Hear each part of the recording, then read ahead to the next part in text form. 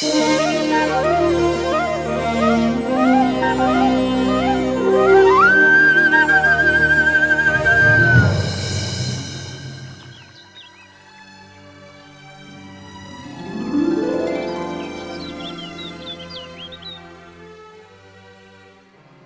मोतियों के आभूषण पहनकर दीपावली पर हम वृंदावन की सबसे सुंदर गोपियाँ लगेंगी। इनसे सजकर हम ऐसे चमक उठेंगी जैसे दीपों की पंक्तियों से घर।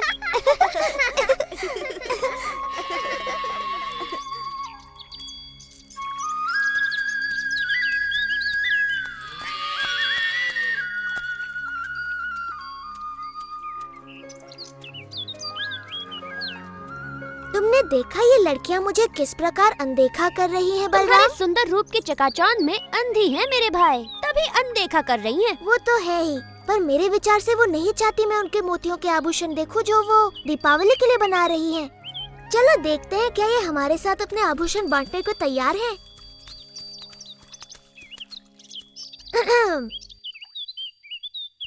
तुम्हारे काम में बाधा डालने के लिए क्षमा चाहता हूँ गोपियों, किंतु मैं अपने आप को रोक नहीं पाया। तुम्हारे आभूषणों की सुंदरता मुझे यहाँ खींच लाई। मेरे मित्र भी दीपावली का त्योहार मनाना चाहते हैं। क्या तुम उन्हें अपने कुछ मोती दोगी ताकि वो भी तुम्हारी तरह अपनी सुंदरता बढ़ा सके? मुझे नहीं पता था कि सुबाला और मधु को अपनी सुंदरता का इतना ध्यान है। मैं उनकी बात नहीं कर रहा, मेरा मतलब था हंसी और हरिणी। प्यारी गोपियों, तुम्हें अपने आभूषणों पर इतना अभिमान है कि तुमने इन भोली भाली गायों के साथ अपने आभूषण बांटने की मेरी विनती भी अनसुनी कर दी। तुम बड़े अच्छे हो कृष्णा, पर ये मोती केवल राजा रानियों के लिए हैं। तो तुमने सिर्फ 2 गायों के लिए ही क्यों मांगा? अपनी सारी गायों के लिए मांगना चाहिए था ना। मुझे तुम्हारे सारे मोती नहीं चाहिए ललिता, बस मेरी 2 सबसे प्रिय गायों के सींगों को सजाने के लिए थोड़े से। माफ कर दो कृष्णा, पर मेरे पास तुम्हारी गायों को देने के लिए एक भी मोती नहीं है। ठीक है, रहने दो, इनके लिए मैं मोती ढूंढ लूंगा।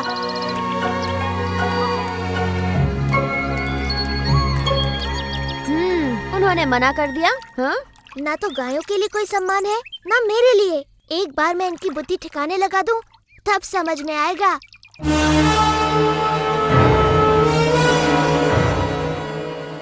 सभी असुर इस प्रयास में प्राणों से हाथ धो बैठे। तुम्हें क्यों लगता है कि तुम मेरे काल को मारने में सफल हो गए? क्योंकि मैं हूँ केशी और मेरे पैरों तले धरती कांप उठती है।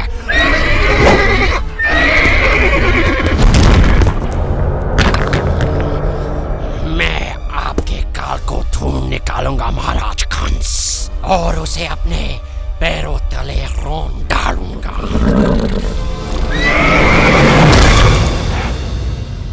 मोतियों का वृक्ष? मोतियों का कोई वृक्ष नहीं होता कृष्ण। विश्वास करो मैया, यदि तुम मुझे मोती दोगी तो उन्हें बोकर मैं इतने मोती उगाऊंगा कि हमारी सारी गायों को दीपावली पर मोतियों से सजाएंगे। ओ मेरे नन्हे कृष्ण, मोती फलों की तरह नहीं उगते, वो बनते हैं सुदूर समंदर की सीपियों में। प्यारी मैया, मुझे थोड़े से मोती दे दो ना। वचन देता हूँ 3 दिनों में वो उगाएंगे और तुम्हारे पास पहले से कहीं अधिक मोती होंगे। मैं तुम्हें कभी भी ना नहीं कह सकती मेरे दुलारी कृष्णा। मेरी प्यारी मैया, धन्यवाद।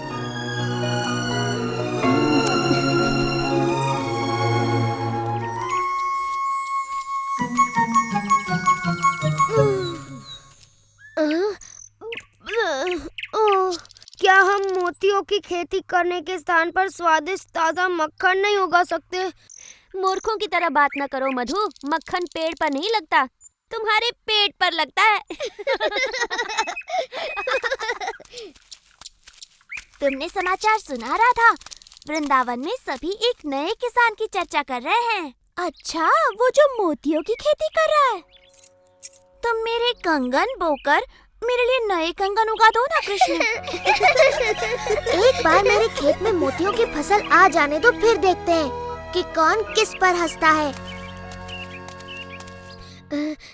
कृष्णा, क्या हम लड्डुओं की भी खेती कर सकते हैं? नहीं मधु, पर तुम्हारे विचार से एक योजना सूझी है। तुम्हारे और सुबाला के लिए एक काम है।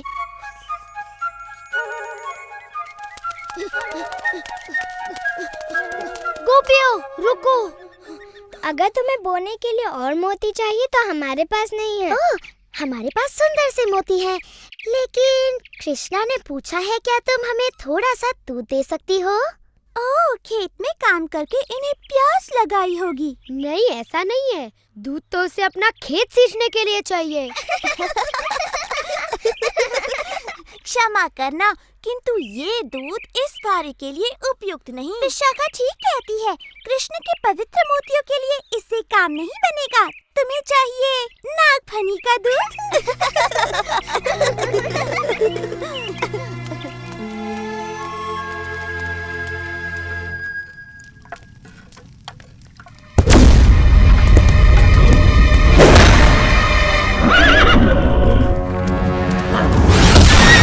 मैंने सुना है तालवन के सिपाहियों के सामने किसी बालक ने धेनुकासुर का वध कर दिया था। क्या ये सत्य है? वो दिखने में कैसा था? उसके बालों में मोर पंख लगा हुआ था, वो पीली पहने में था और वो बांसुरी बजाता था।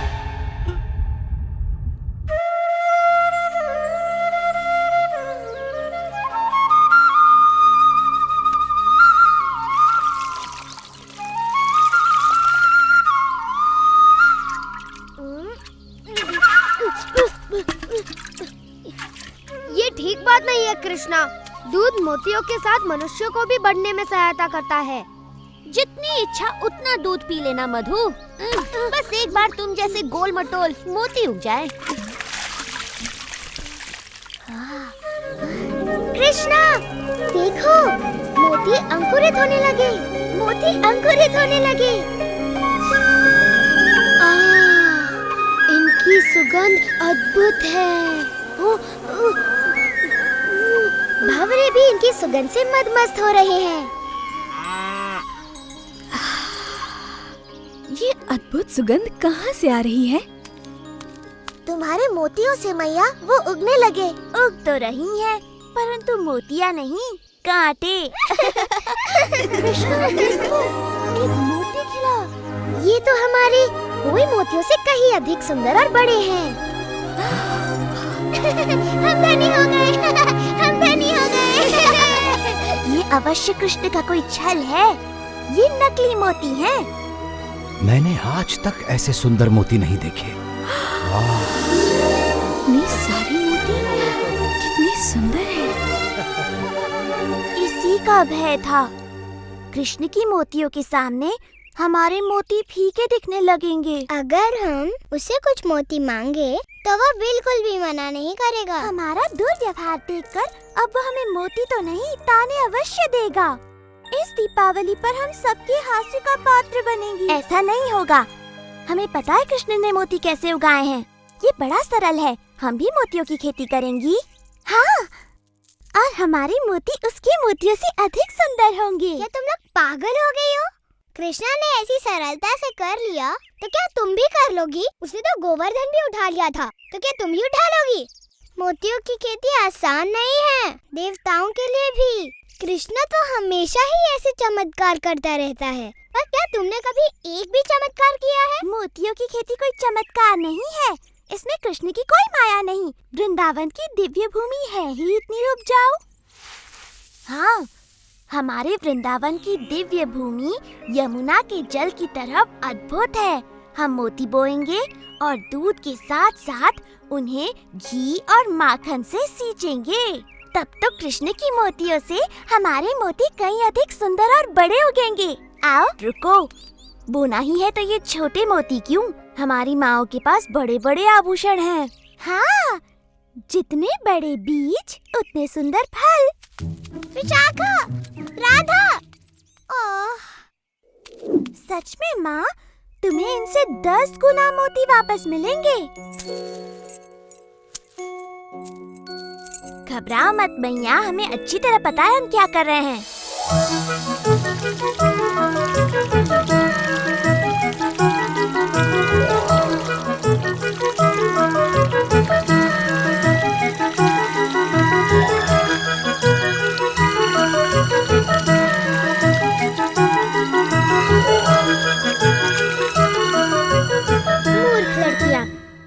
दिनों से लगी हुई हैं।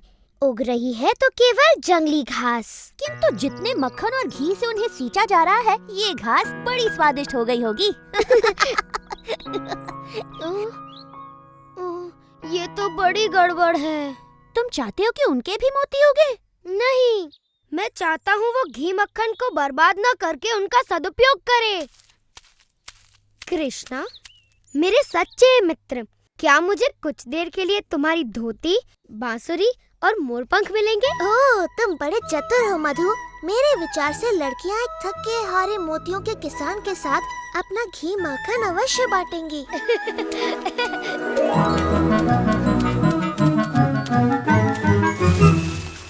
कौन है? कृष्णा, यदि तुम हमसे हमारे सुंदर मोती मांगने आए हो तो यहाँ से चले जाओ। मुझे अपना मुख दिखाने में भी लज्जा हो रही है। तुम तो मुझसे कहीं अधिक अच्छी तरह से मोतियों की खेती कर रही हो। यदि तुम थोड़ा सा घी और माखन मुझे दे दो तो मैं अपने मोती कम से कम तुम्हारे मोतियों के आधे आकार के तो कर सकूं। अब जबकि तुम अपना घमंड फुलाकर हमारे पास आए हो, हम थोड़ा सा माखन तुम्हारे साथ बांट सकते हैं। धन्यवाद, धन्यवाद। हाँ? गोपियों, इधर आओ।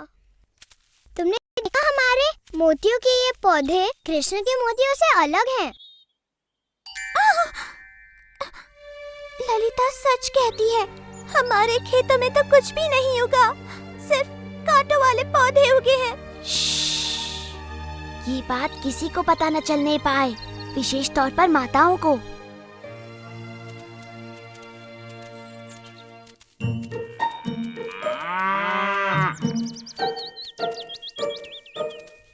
हार्दिक शुभकामनाएं। सुना तुम्हारे खेत में फसल लहलहा उठी है। अच्छा, तुम्हें किसने बताया? एक नन्ही चिड़िया ने, जिसके पैर में एक कांटा चुभ गया था।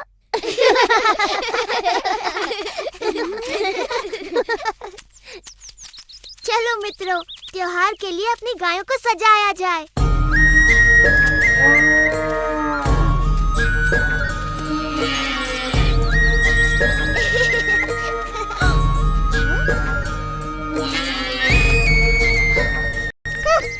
माताओं को जब पता चलेगा कि हमने उनके सारे मोती खो दिए तो वो बड़ी क्रोधित होंगी। मैंने तो पहले ही कहा था, पर तुमने मेरी बात ही नहीं सुनी। ये सब कृष्णा ने किया। मैं समझी नहीं विशाखा। वो झाड़ियों में छुपा था, याद है? उसी ने अपने साथियों के साथ मिलकर हमारे पौधे उखाड़कर उनके जगह कटीले पौधे लगा दिए होंगे। इस बार उसने उत्पात की सीमा लांघ दी है। मैं मैया यशोदा को बताऊंगी। क्या बताओगी राधा? कि कृष्णा ने इतने सुंदर सुंदर मोती उगाए कि उससे सुंदर मोती उगाने के लिए तुमने अपनी माँ के मोती भी खो दिए। ललिता ठीक कहती है, कृष्ण ने हमें छला हो या हमने स्वयं को छला हो, हमारी परिस्थिति वही है। हमारे पास एक भी मोती नहीं है। यदि हमारी माताओं को पता चला तो वे हमें कभी क्षमा नहीं करेंगी। परंतु वृंदावन में मोती मिलना इतना सरल नहीं है। हम कहाँ से लाएंगे? हमारे पास और कोई चारा नहीं। हमें कृष्ण से पूछना चाहिए कि क्या वो अपने कुछ मोती हमें बेचेगा।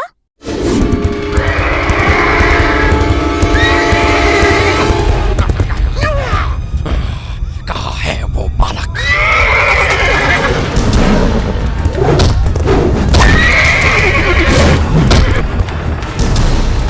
कहाँ है वो पीली धोती वाला बालक जिसके पास बांसुरी और मोर पंख भी है? मैं उसका सर्वनाश कर दूंगा।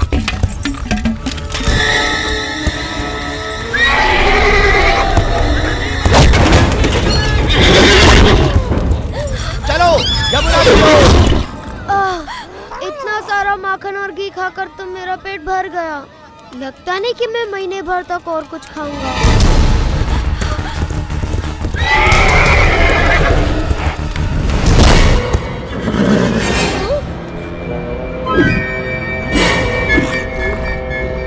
आखिर मैंने तुम्हें ढूंढ निकाला कंस के काल।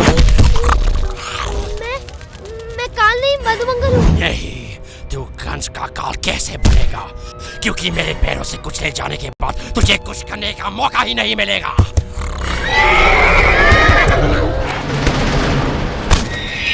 तुम जिसे ढूंढ रहे हो वो मैं हूँ।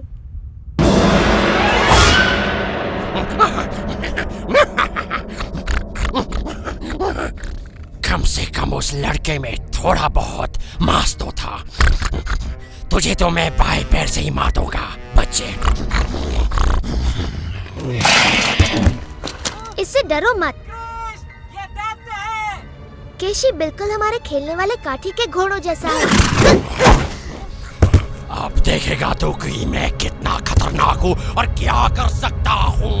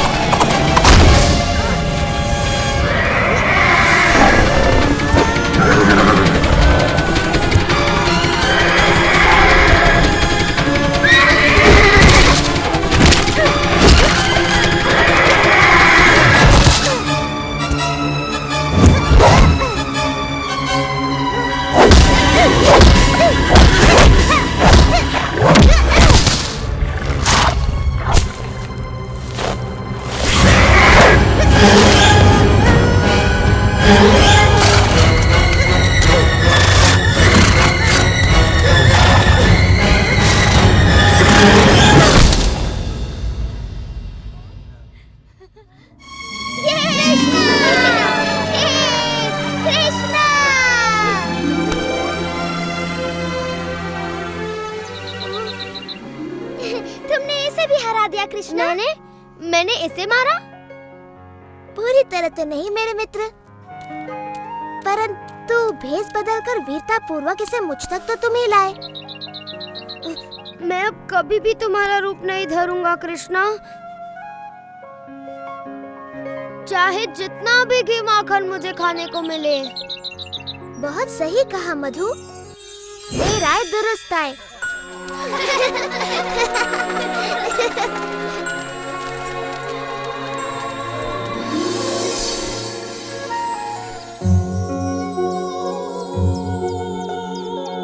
वाह मेरे भाई, ये तो बड़ी अच्छी फसल लहलाने लगी। हाँ, बस बेचारे गोपिकाओं के फसल में कुछ भी नहीं होगा। लगता है उनके सारे मोती कीड़े खा गए। हमने सुना है कि कृष्ण अतिरिक्त मोती बेच रहा है सुबाला, हमें भी कुछ खरीदने की इच्छा है। परंतु मोती के बदले तुम दोगे क्या राधा? दूध मक्खन तो यहाँ नहीं चलेंगे। एक बात बताओ, तुम वही गोपियाँ हो ना जिन्होंने मेरी गायों के लिए मोती और मेरी मोतियों की खेती के लिए थोड़ा सा दूध देने से मना कर दिया था? मैं अपने सारे मोती यमुना में फेंक सकता हूँ, परंतु तुम्हें एक भी नहीं देने वाला। हम स्वर्ण से मूल्य चुकाएंगी। तुम्हारे घरों का सारा धन और तुम्हारे घर का मूल्य भी जोड़ दो, तब भी मेरे एक मोती का मूल्य नहीं चुका पाओगी। तुम हमेशा हमारे साथ ऐसा क्यों करते हो कृष्णा? कृपा करो कृष्ण, हम अपनी माताओं के लिए तुम्हारे मोतियों की मूल्य से अधिक चुकाने को तैयार हैं। तुम्हारी माताएं? अच्छा, तब बात अलग है। तुम तो जानती ही हो, माताओं का नाम सुनकर मैं पिघल जाता हूँ, है ना मित्रों? हाँ, कृष्णा को मैया से बड़ा प्रेम है। हाँ, बिल्कुल। तुम्हारी माताओं को मेरे सबसे सुंदर मोती मिलेंगे। धन्यवाद कृष्णा। धन्यवाद कृष्णा, तुम बड़े दयालु हो। वो तो मैं हूँ ही, पर धन्यवाद मेरा नहीं, अपनी प्यारी माताओं का करो।